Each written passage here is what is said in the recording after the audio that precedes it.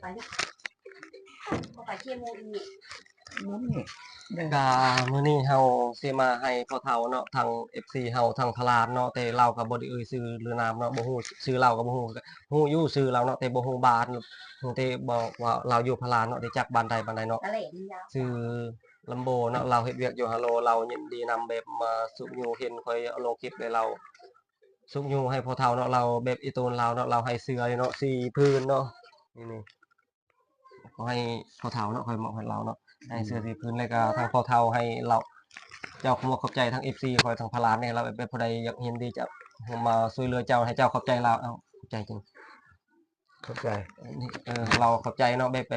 ปว่าให้เราหังมีเนาะให้ความจิบอย่าใดของใครจะมีไปแบบอนสุกอนเบิ้นน่ะ เจ้า เจ้าแบบ เจ้าเนี่ย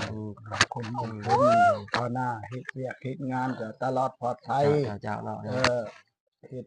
ลาการก็ขดชั่วรั่วปางลูกหลานเอ้ย แล้วเราก็ขอบใจเนาะเราก็ยินดีนำเนาะให้เสื้อเราเนาะสีพื้นเนาะมามอบให้ซองพ่อเฒ่าเนาะแต่ผู้ใดอยากเครื่องนุ่งแบบเครื่องเก่าก็แล้วแต่เนาะผู้ใดแบบหลายคนลูกไปทำไปเฮียนเลยอยากมาช่วยเหลือทางพ่อเฒ่าเฮาก็ยินดีนำเนาะทางเฮาก็บ่ได้หยังคือกันแต่ยินดีต้อนรับว่าเวลาเราไปมีแต่เฮาไปเอาเครื่องเขาพักมาเฮาไปเจ๊กให้ลาวเนาะ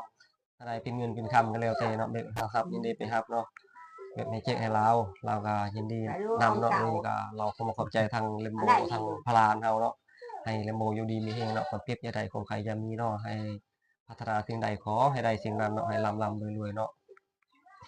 ผมขอบใจ อันไหนไม่เบิ่นอ๋อ